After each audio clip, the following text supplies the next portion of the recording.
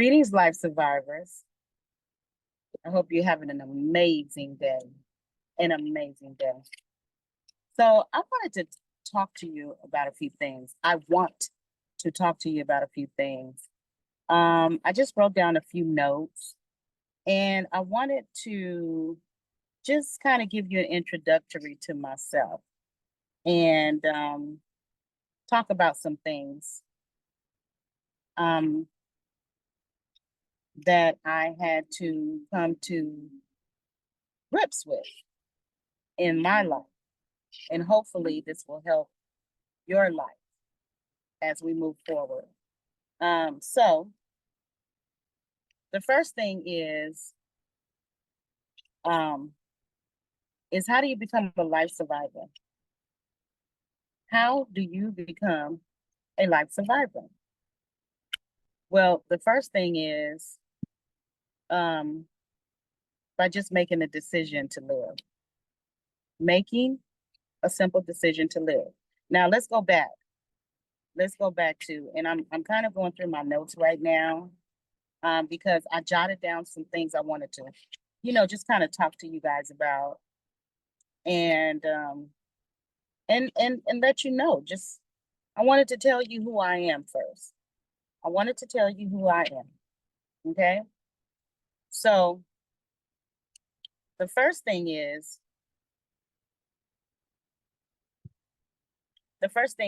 a life survivor is someone who's going through life-changing events that could ultimately lead to death.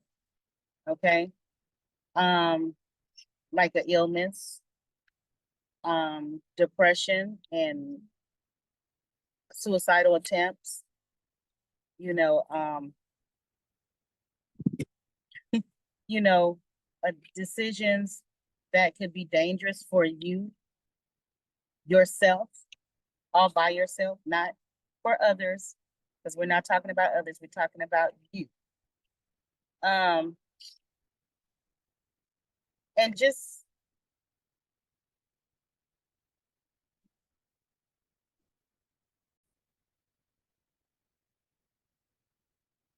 all right.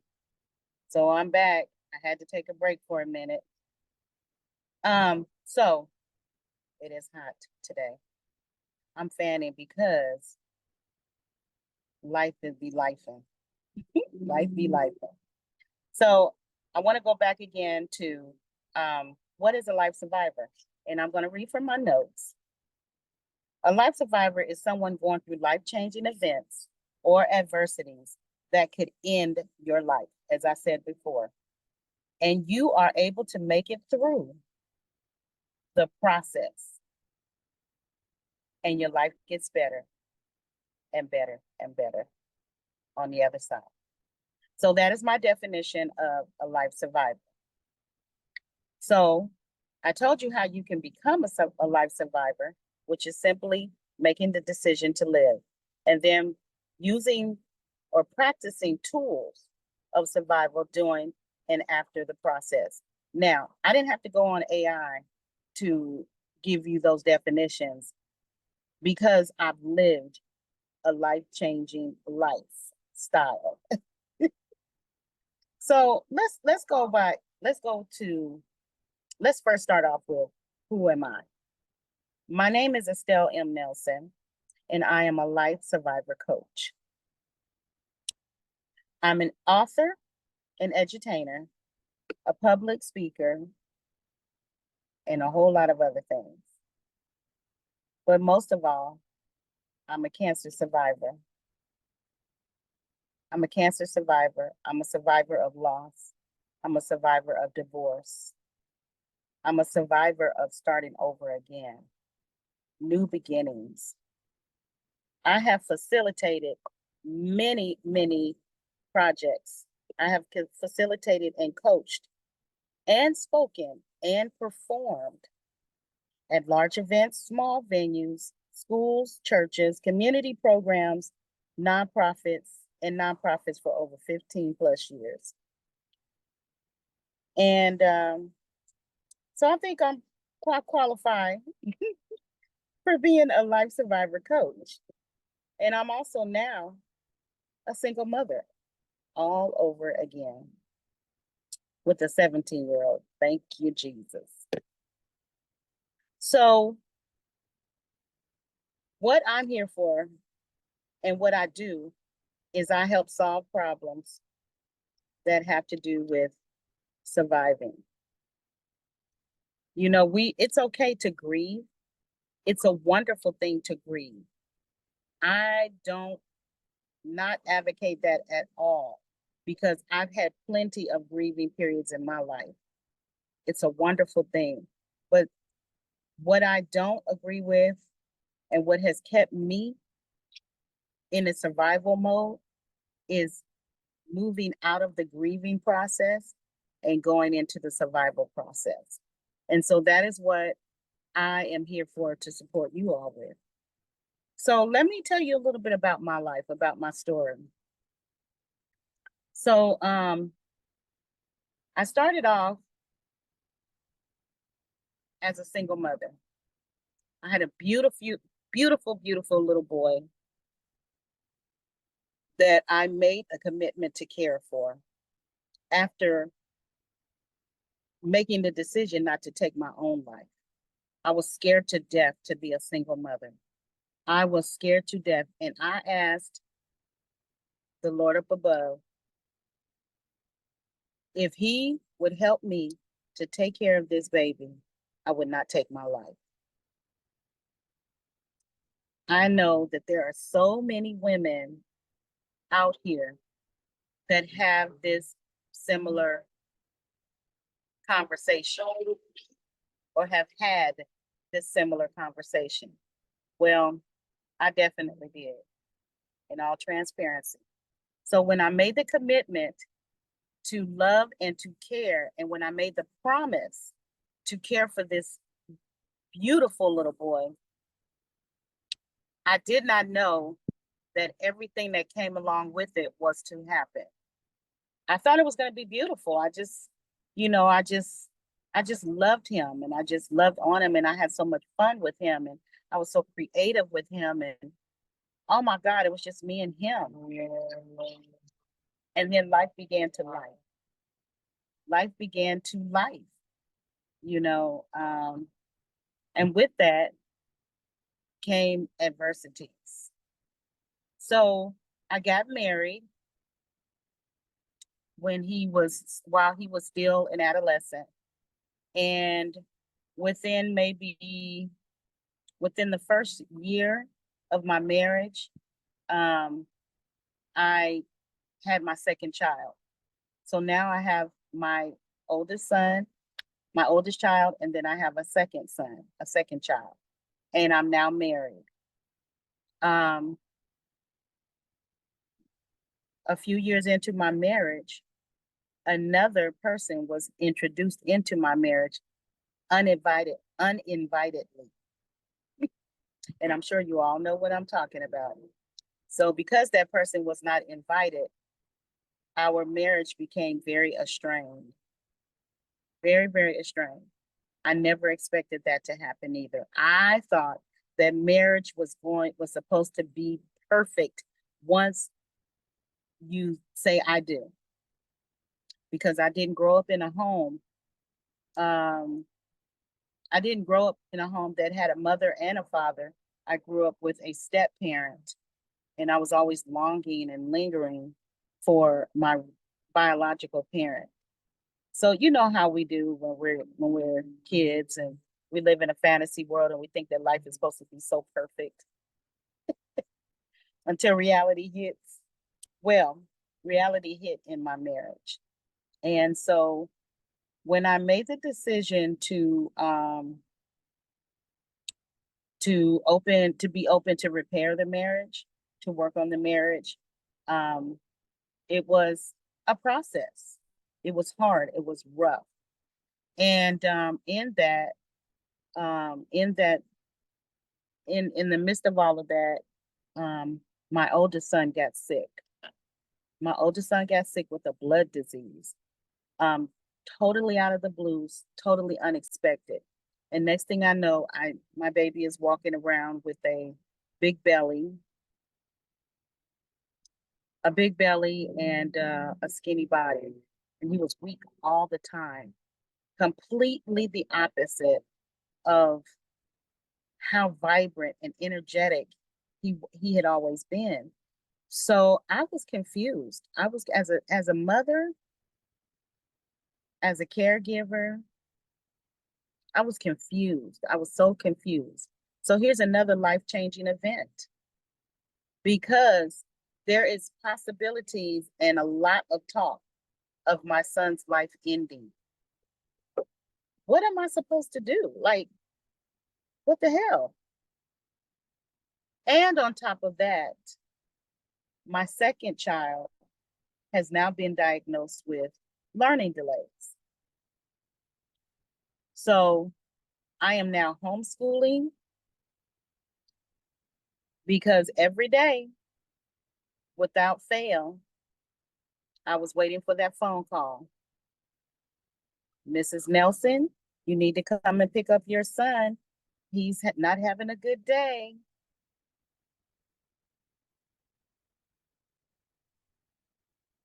I felt so alone because I wasn't getting support from the people that I thought would get it from. I wasn't getting it. And I felt so alone. And the voices in the back of my head were, oh, he's just acting out. He's just this, you know, oh my gosh. But it was a process. It was a process. So we're now at a facility where we have to live for a few months so we can keep an eye on my oldest son who has the life-threatening disease. And as well, he is uh, being required to get a transplant, a body transplant, a liver transplant. What? A foreign body, a foreign part being put into my son? What? Life-changing events. What do I do? What do I do? And I'm homeschooling my son at this place where we're living temporarily. And I'm trying to teach him what I don't know how to teach him. Math, English, all the other core subjects and more. And he's behaving. He's stressing. I'm stressing. I'm back and forth in the hospital. Oh my goodness. And my husband has stated to me that I'm not giving him enough attention. I'm giving all the attention to the kids. I need to take a drink on that one.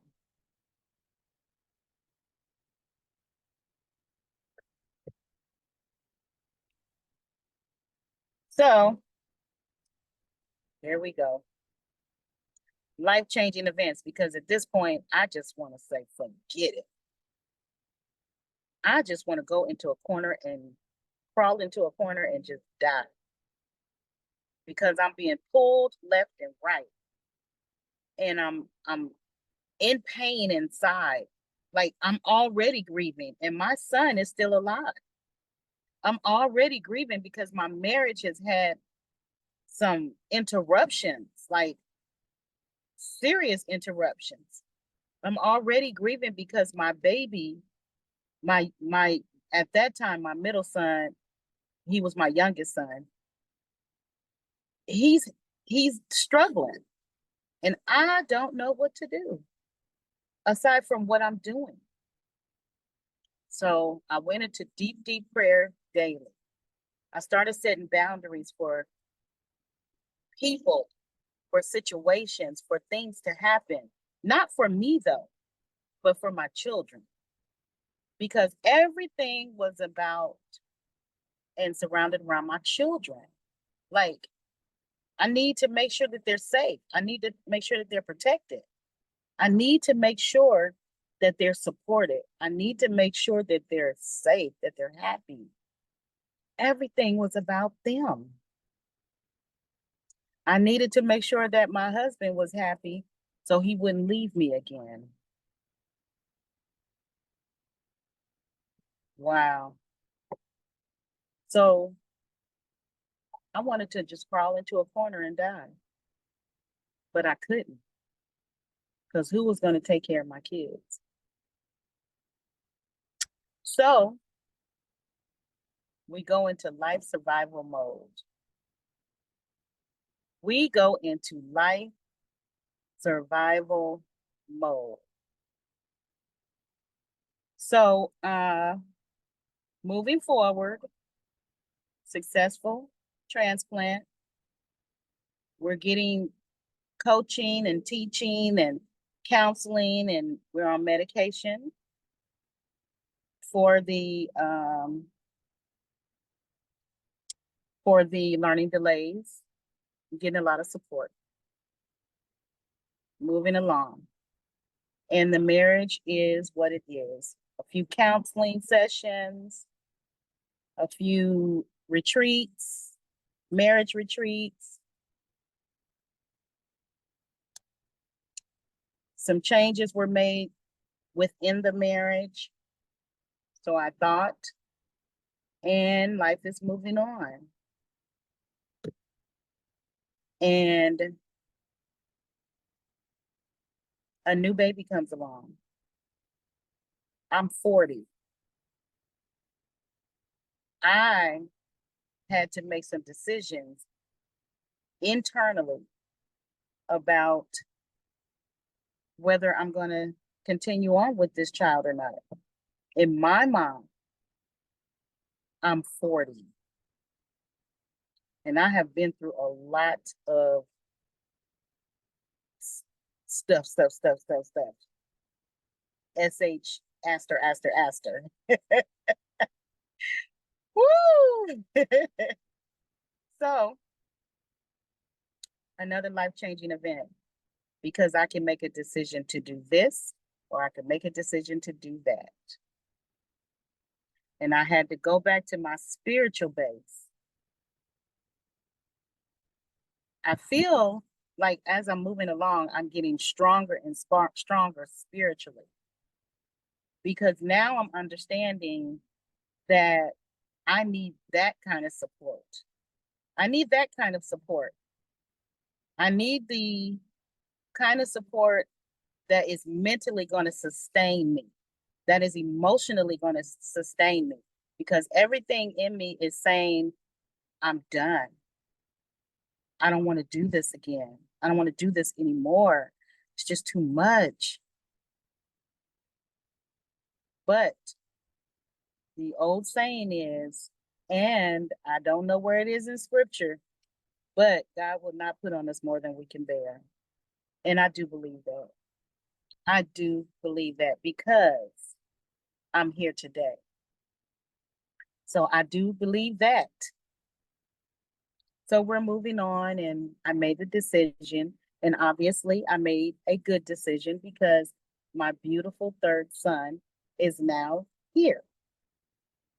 And I can truly say that in making that wonderful and great decision, had I had not had a community of people, a village of people that loved me so much and wanted so much for me to have this child, because they saw something that I didn't, and they knew where my faith was. They knew that I trusted God.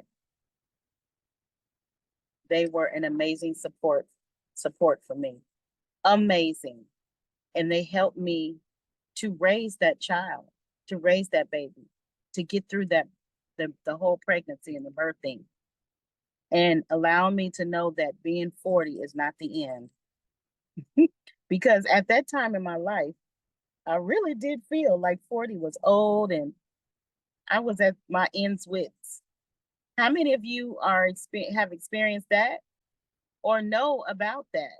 You know, 40 is a pivotal moment, a pivotal milestone in a woman's life. I'm not excluding men, but I can only speak from a woman's point of view. And it's a very pivotal time in our life because 40 is a year of reflection.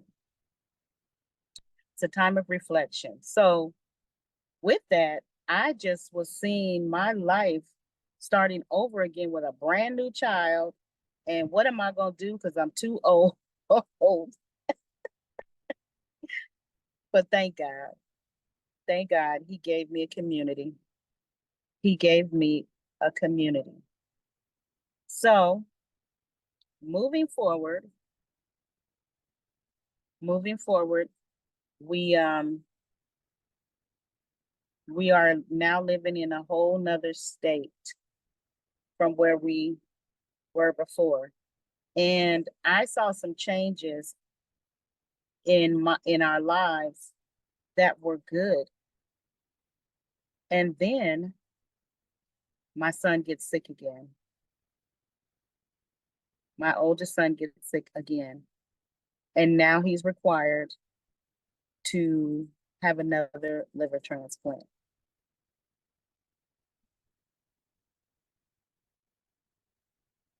Not again. Not again. I thought I was over this grieving.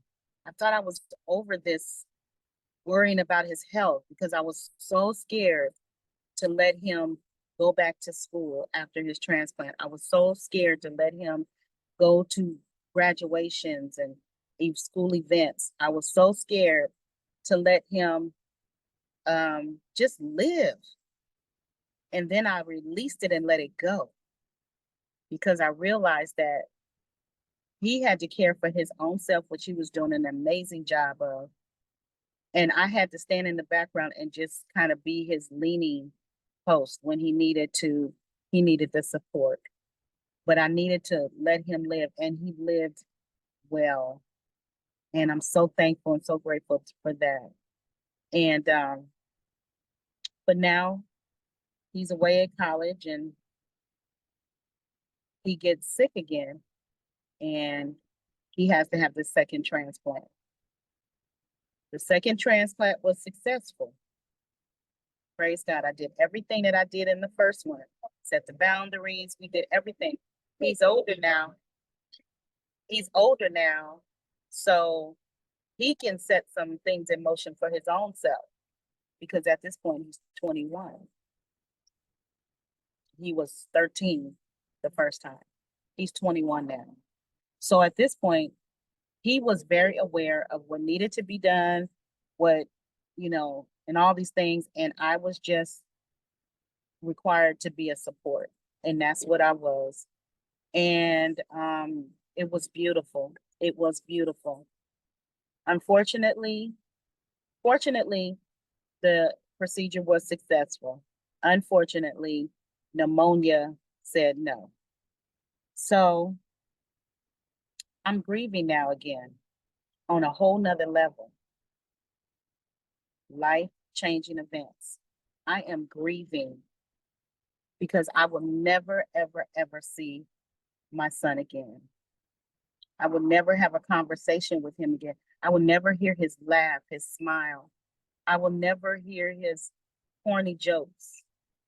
I will never hear his philosophical point of view on things.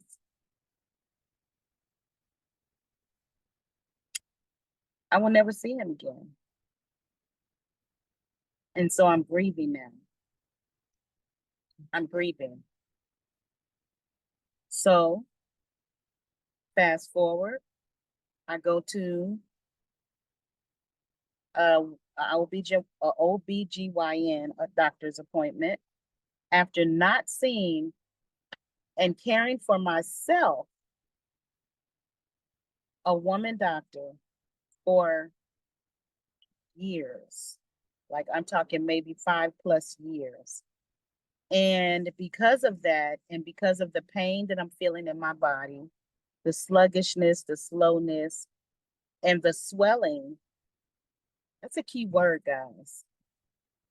The swelling that I am receiving now in my belly. And I remembered the swelling in my son's belly. So the first thing that came to my mind was, do I have the same disease he had? Did I cause him to have it? Am I going to have to get a transplant plant like him? How am I going to do this? These are all the things that were going through my mind as I was approaching my first OBGYN appointment.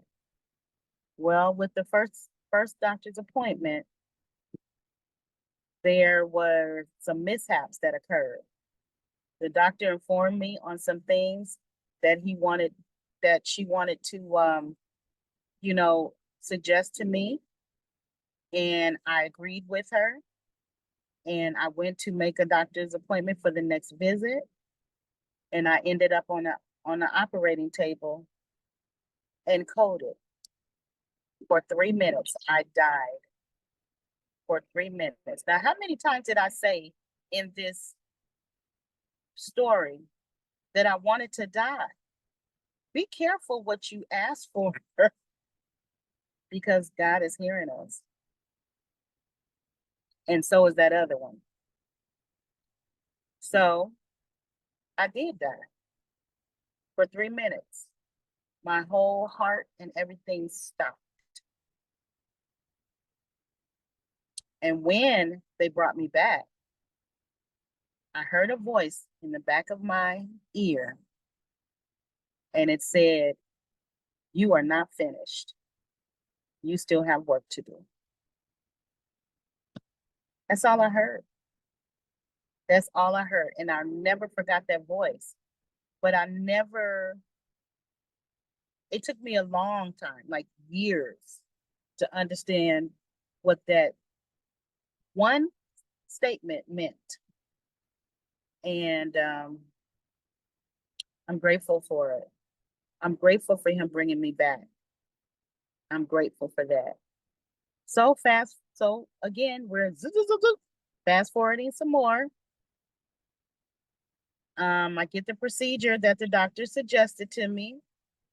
And in the process of that, they did some biopsies. And the next thing I know, I'm in another doctor's office. And this doctor is telling me that I have 3 months to live if I don't make some what? Decisions. Key words, man. Decisions.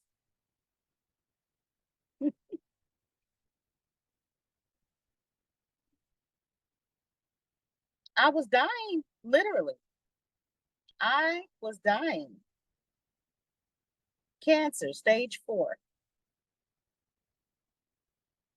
So here I go again with that same thing. Be careful what you ask for. I wanted to go with my son. I wanted to die. I sat in that doctor's office for 5 hours. So much the doctor broke down and had to leave the room. And she sent a therapist into the room with me because I was broke down. I was broke down. Cancer. Now my mom had cancer. Well, it was malignant. So they removed a little cyst she had, breast cancer, little cyst, and she was able to continue her life until she was called home. So, and then I had other family members that had died from cancer. And so I was like, well, hell, I'm gonna die anyway. I have cancer. Cancer is death. I'm gonna die. And I was in that office by myself. No family, no nothing, just me and the doctor and the psychologist. No, she was a psychiatrist. And I made the decision there, though. I did make the decision after 5 hours. I made the decision to start the process, this process, and start the treatments and so on and so forth. And it took me down. The first cocktail stripped my whole body of everything. The second cocktail, my doctor designed it specifically for me. The first one was considered to be a rapid prescription medication. And the second one was completely designed for me. And life-changing events. Life-changing events. And I was alone in this process. I had my partner, I think he accompanied me maybe once or twice. And it was so uncomfortable for me, for him as well. But he made it uncomfortable for me that I politely asked him, could he not come with me anymore, because then I can rest. That's the only way I could really kind of, relate that to him. And of course, there were all kinds of internal emotions and everything, but I had to set the boundaries. I had to set the boundaries and think about my life, because I made the decision to live, and I was still grieving over the loss of my son. And the message I got from those two events were, I have to live for my son. My son did not die in vain. And I can't make the decision. I can't just say I want to die anymore. So I stopped saying it. I stopped saying it. I think it probably was maybe the third or fourth treatment. I just made a commitment to myself, and I said, I will no longer say I want to die. I will no longer say I want to die. And I have not said it since. So we continue on. But there was a community of people in my life that had never left. And because I'm a performer by birth, I came out of the womb as a baby singing. And so because by birth I was and have always been a performer, I was approached. The first time I was approached by a community, I was asked to go to an exercise class. And I looked at this person like she had dookie on her face. Because at that time I was still in a wheelchair.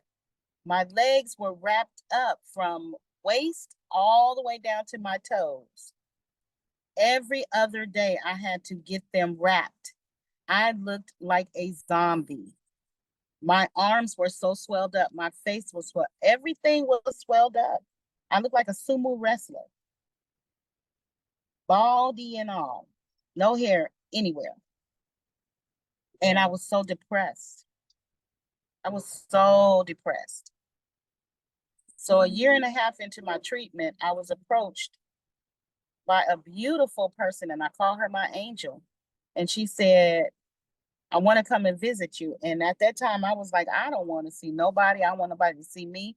My house is nasty. I'm nasty. I'm dirty. I stink. I'm ugly. I'm this. Oh my gosh. And she was like, I just want to come and visit you. And then the conversation moved forward after she visited me. Can I bring some sisters into the home and help you clean up your home? And then can we bring you some meals? And then I want to take you to an exercise class. And then I want you to come back and I want you to lead a group. Your communities are so important for the healing and getting through your life-changing events. Your communities. So I agree to all of it. And what a blessing it was for that angel to come into my life. And then she disappeared. 6 months later, I never saw this lady again. I saw some of the other ladies that came in to clean my home, but she was the link, and I never saw her again. So I know she was an angel. I know she was. And I've had many angels that have come into my life and just disappeared. And she definitely was one of them. So another angel came into my life. I don't even remember how we met. It may have been in church. I think it was in church, in the choir. It sure was. And she came to me and she said, this is during my treatment period. She said, I want you to go audition for a show.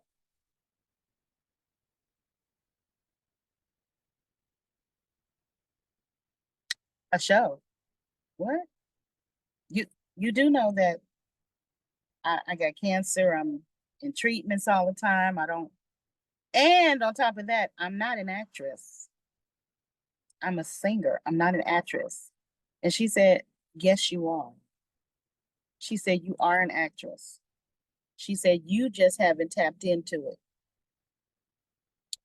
And now it's time to do it. Do just that. It's time for you to tap into your gifts.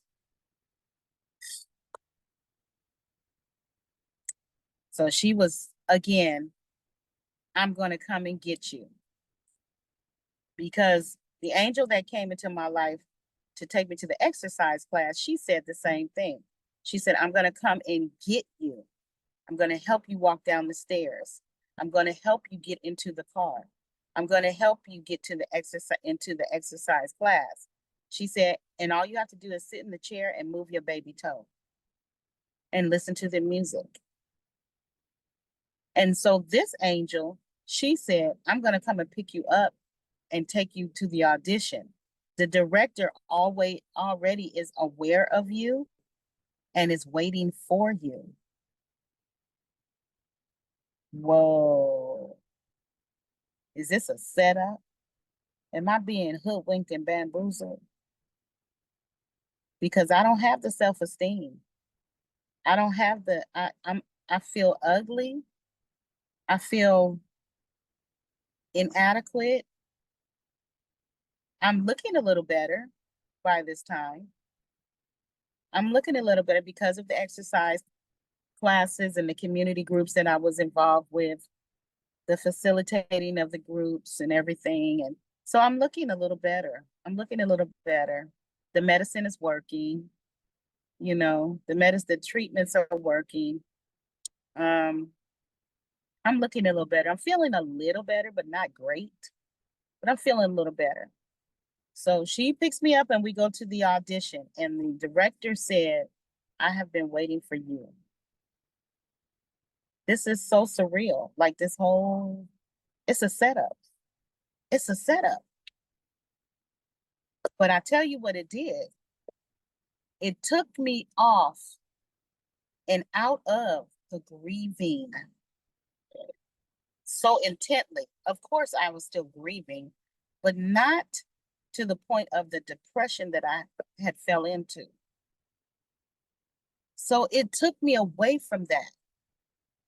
And I auditioned, I sung, I read monologues, I did improvisation. I didn't know I could do any of that. And I even did a little dancing, just a little two-step. Wow. And then I had a little resume of just the singing. So I performed in this show for 3 years. I performed in this show for 3 years with this amazing community of people. And we did the shows. We would do the shows like maybe 2 and 3 weeks of shows, weekends of shows. And I also joined another performing arts group. And I did live drama. I performed live drama.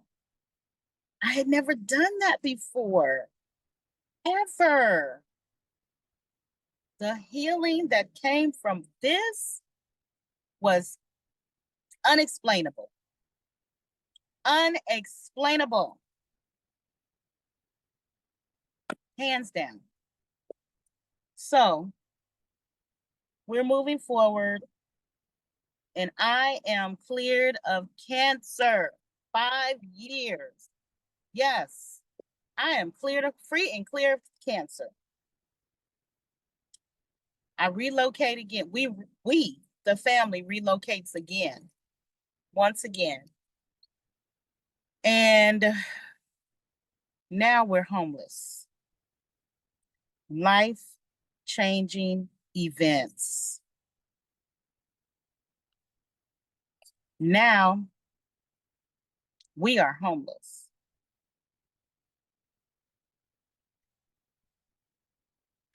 And it's during COVID.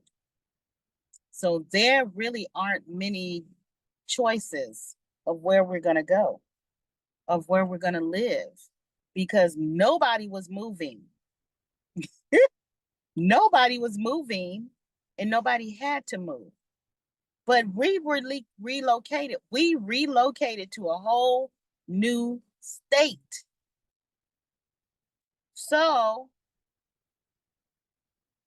we find a place. A week within that time period of finding that place, moving into that place, I have a stroke. I have a stroke. Now let me backtrack a little bit. During the time periods of my sickness and illness,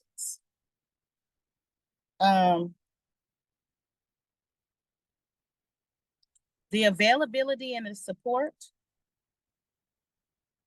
was minimal within my family, inside my home. It was very minimal. Now, I had a lot of very amazing supporters outside of my home. And unfortunately, many of us, when we are caregivers, the people that take care of us the most and the best are strangers. It is what it is. That's another community. Sometimes the strangers that come into your life can be part of a community in your life. And definitely for me, that is what happened. So I had a stroke the week that we moved in from being homeless for almost 2 months. I think it was 2 months, a little over 2 months. I have a stroke. And it probably was my body just, my brain just telling my body, we're tired. We need to rest. And I can attest for sure that that's what it was, because the doctor that cared for me in the hospital said, when my family came to visit me, he said, I'm gonna add on another week of stay at the hospital.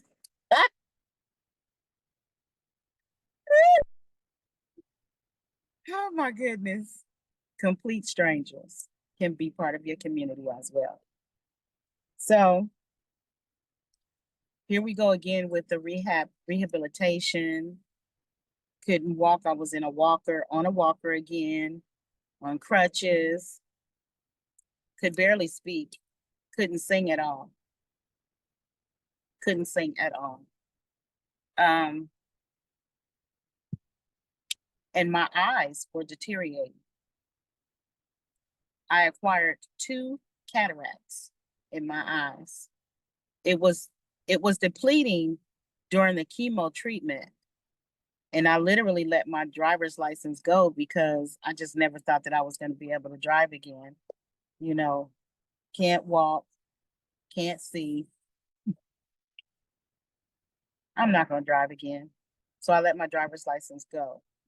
So my eyes are worsening during this healing period of a stroke. My eyes are truly deteriorating. And so as time progressed on, I healed.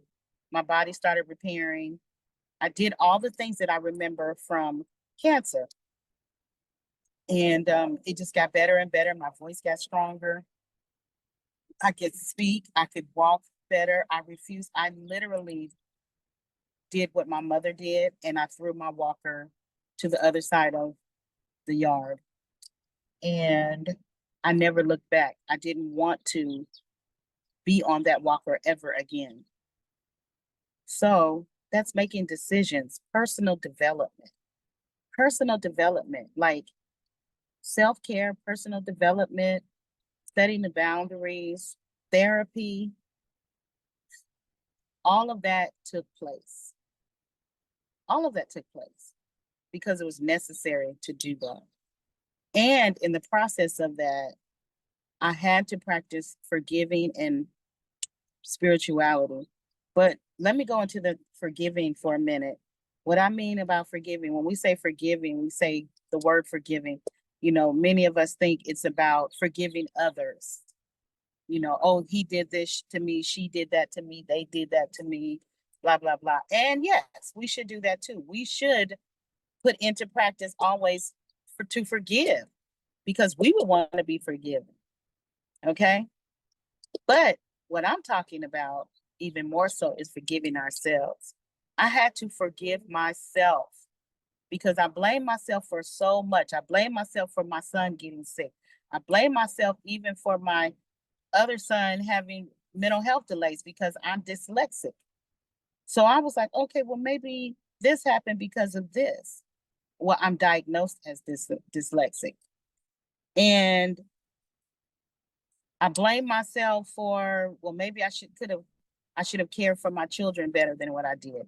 Maybe I shouldn't. Then I blame myself for not taking care of myself, of not eating right, of not, eating fried foods and bread and pasta and all that stuff, and, eating pork and all of that stuff. All that stuff is fine.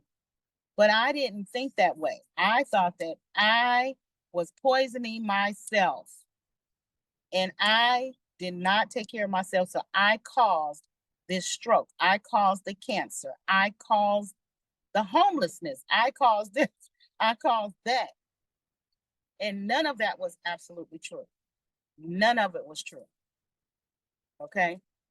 So I had to, in the rehabilitation process from the stroke, I had to also go into an internal rehabilitation, spiritual rehabilitation, and forgive myself. I had to forgive myself. And it's a daily practice. All of this is a daily practice. It don't just happen overnight. It's not just like, oh, okay, one time and oh, we good. No, it's every day, every day. So my body is healed. It's from the stroke. And it's beautiful. It is beautiful because now I'm really, really making good decisions. And I have done a turnaround completely. I started saying no to everyone and everything. I started out that way. Can you do this for me? No. Can you go with me? No. Can I have? No. Would you? No, no. Or even if, and I started out that way, nope, nope, nope. But then I kind of gradually went into no, or if I have time, if I am able, then I can support you. But if I can't, I'll be praying for you. Do you know what? Google it. Google it. That was my favorite saying for my kids. Mama, what? Google it. Mama, how do you spell Google it? Look in the dictionary. Man, I had to set those serious boundaries and make some changes in my life for me. I started going to the doctors more, doing checkups. I started going to the gym. I started getting into the pools. I started walking. I started changing the way I eat. I started juicing everything up under the sun. I'm telling you, I even juiced the dog food for a minute, trying to get the dog on the same kind of eating regimen I was on. Oh my goodness. And I continue to do that today. But that's where I started at because I knew for personal, I had to start practicing this personal development and changing some things and then going into my spiritual man and really, really tapping into that part of me. Really just trusting God and writing down my vision and being more specific about my prayers because I used to pray on a general sense. Like I would pray generally, but now I break down the prayers. Now I'm very, very specific. I'm getting better and better and better. I'm not perfect at it. But I'm getting better, better, better. And I'm loving it. I'm so loving it because I know that God hurt me before because of all of the life-changing events prior and how I'm still standing today. But even more so now, I know that God is hearing me. I know He hears me. So we're moving forward. We're moving forward. I'm out of the stroke period. I'm personally developing myself into a new person. And my spouse has a life-changing event of his own. I'm still married at that point. He has a life-changing event of his own. And he asked the specific question in a screaming tone. Why me, God? Why me? And my response to him was, why not you? Everybody has to have a test in order to have a testimony. Everybody has to have a test. So, with that being said, this is his test. But in that process, I was being damaged. I was being damaged because all along, in learning how to be a wife, I have been a dutiful wife. I have been a caring wife. I have been a supporting wife. I have been a giving wife. I have been a sacrificing wife. I've been all of that. And in return, I got scrutiny. I got cussing out. I got things thrown at me. I got a lot of abusive things that should not have happened, but did.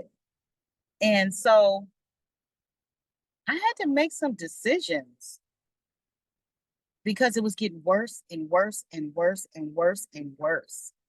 It was getting really bad as I continued to care for him and my other two children, who are now a young adult and a teenager.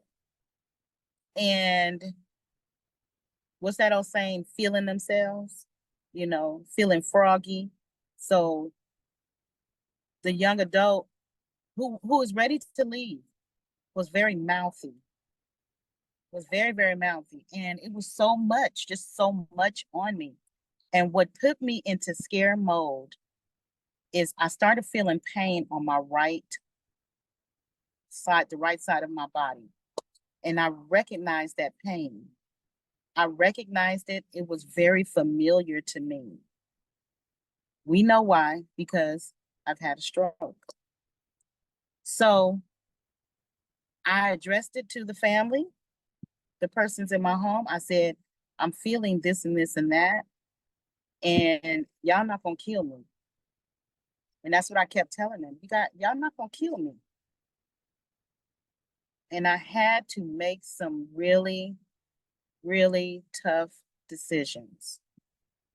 I had to make some really, really tough decisions. So one of the decisions that I made was to go away, was to go away. You know, we made provisions for everything that needed to be done. And I went away. I went away and I went away and I wrote a book. I purged. I purged. I've always been a writer. I've always written. I had a bunch of stories, bunch of manuscripts that needed to be published and had never been. But when I went away, I never expected to write and publish my first book. I smile because I'm so proud of myself. I am celebrating the small victories. I'm celebrating the small victories. And that absolutely was one of my small victories. Publishing my first book, A Roadmap for Hope and Recovery.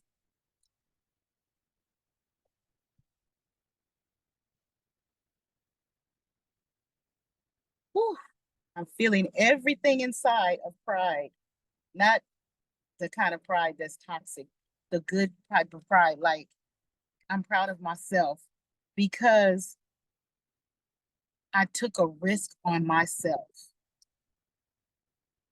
I took a risk, not meaning to harm or hurt anyone else, but I took a risk and I was transparent.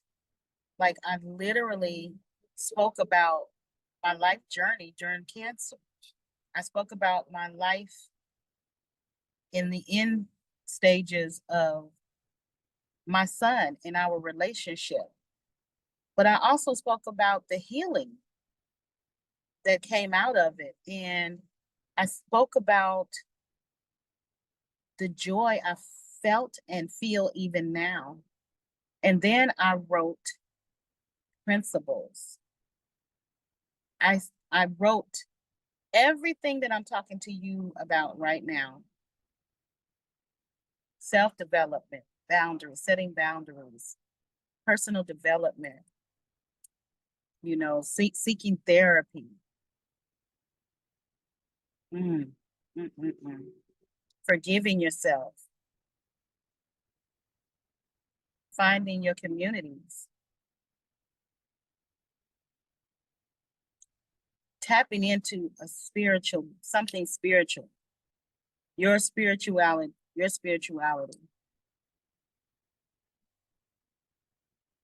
and a few more. And I called them principles. I called them practical principles of life.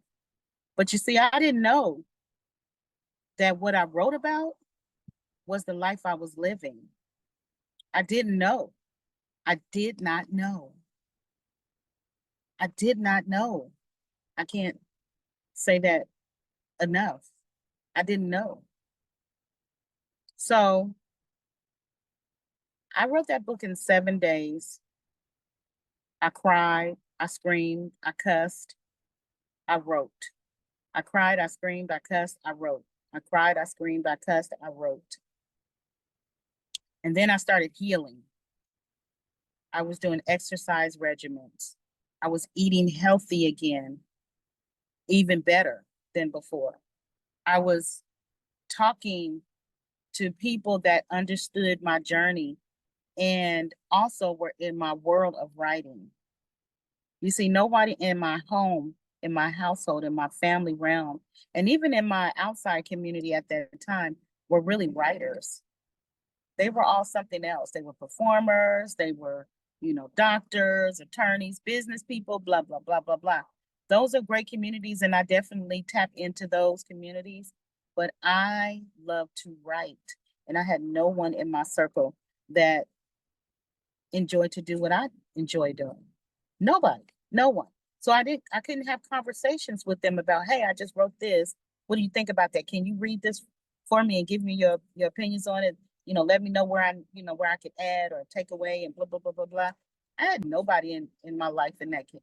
in that community up until those 7 days that I left and went away. And what a blessing. And I invested in the process of that going away. I invested in myself. Monetarily, I invested in myself. I didn't have any money. And I can't tell you where it came from, but I invested in myself. And that was the first time in a long time, like before family, before children, before marriage, before that was in a long time that I had truly, truly invested in myself. And it was scary as hell, but it was a process, and it was good. It was so good for me. So when I got back home from that 7 days, all the reality hit. Everything that I left was still there. Everything that I left, and it had worsened because now there's jealousy. Now there's jealousy and there's animosity. So it got worse. So 2 weeks later, I left again. And I was like, Stella, I went and got my groove back in Jamaica. I'm just kidding. I'm just kidding. I did go to Jamaica. And I got my groove back, but not with a man, not with I went and I stood in the ocean. I think probably 2 or 3 days, for 2 or 3 days, simultaneously. I sat, I stood, I sat, I swirled around in the ocean for probably 3 to 4 hours. I know I was salty as hell. My whole body from top to bottom was salty. I would go and take a shower and then I would go back. And that's where I found peace. I found peace. Man. Woo. The salt of the earth. I found peace in the water. I wade in the water. I found peace. So when I came back from Jamaica, I had to make some personal decisions. I had to set some boundaries and I had to assess. Well, I had already assessed the situation. I assessed it in the water. I just had to make a commitment to it. And when I got back, I really didn't have to make a commitment to it. God made it so easy for me because everything came out the woodworks. And I said, at the end of the month, I will be taking one bag with me and I will be leaving. And you can go this place. One son can go here. Another son can go here. I really don't care. I have to take care of me and gain my sanity back. And life changed. Next thing I know, I'm picking up divorce papers and we're having discussions about separation and things of that sort. And I felt so at peace. I felt a peace that I had never felt before, ever, like ever in life, felt before. What is that peace that surpasses all understanding?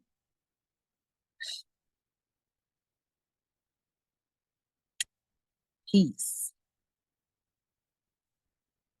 So now we're in new beginnings. We're in new beginnings. This divorce thing is a process. Once again, a process. It's a process. And things are still happening. But the peace that surpasses all understanding is in motion. It's in motion and it's a beautiful thing. So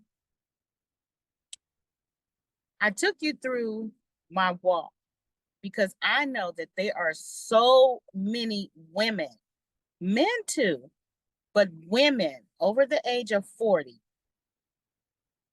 who are absolutely experiencing life-changing events right now, right now. And, excuse me, and have in their past. And many of you women have not been able to overcome or really get through the process of your life-changing events. I'm gonna put a plural on there because some of you are still grieving those life-changing events. You haven't healed from them. You haven't discovered what needs to be done to get through it. I didn't. I didn't know. I just was going through it, but I went through those internal things as well, those internal emotions, those spiritual emotions of negativity. I went through all of that, and I'm not perfect. I mean, I'm still walking. I'm not in the process. Well, I'm in the last process, the divorcing process, but I'm not in the process of all those other things. But I did have to go through the process. And now, because of the recognition of it now, I can pinpoint when it's about to happen. When I'm going through a life-changing event now, because I just went through one. I just went through one with my middle son, you know, and I used some of my own principles to get through it. And the outcome was totally different from the way it probably would have happened. The outcome was beautiful,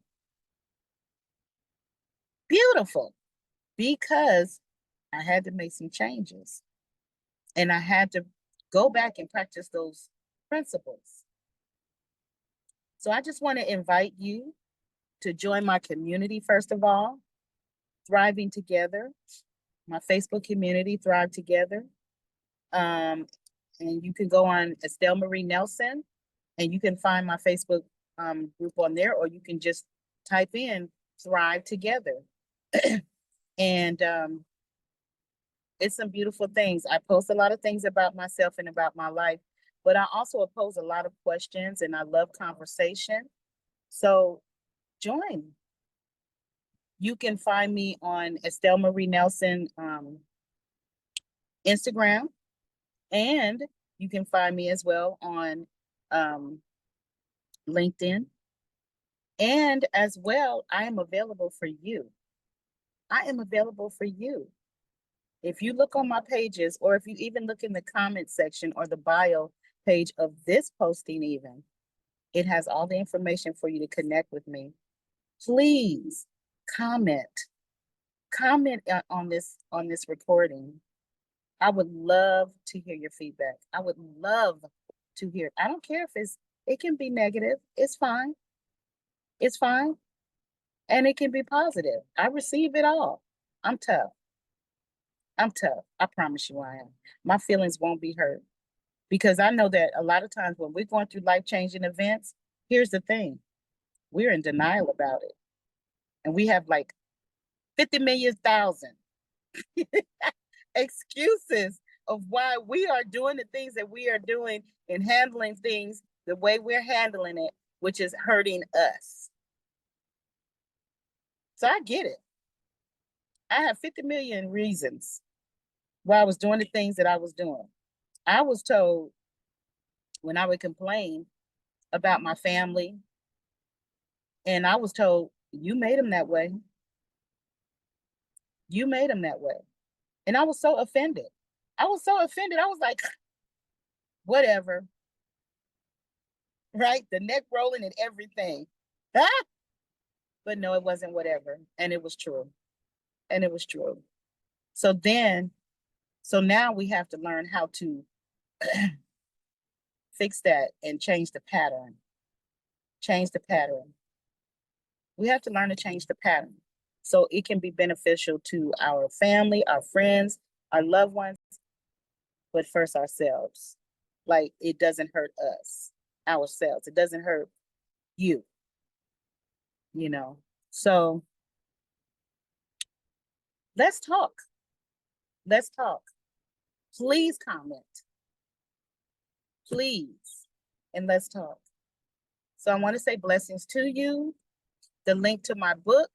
And I also have I have a workbook and an ebook. My first book has a workbook attached. I call it a workbook, but it's just kind of like a little journal. I probably should change that title, and I probably will, because it's more of a journal for yourself in my book. But I do have an e-course, and I also have a children's book. And I have everything I write from this point on is connected to my first book and my principles. So you may read some beautiful stories, fiction and nonfiction from me, but they will always pull from my principles, because I want everybody to go through this healing journey, not just me by myself. I'm on assignment.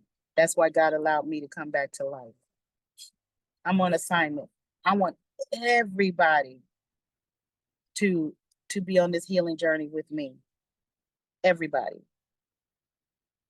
I want everybody to be on this healing journey with me. So I know this was a long video, but blessings to you. Blessings to you. And I can't wait to hear from you. I can't wait to talk with you. God bless you.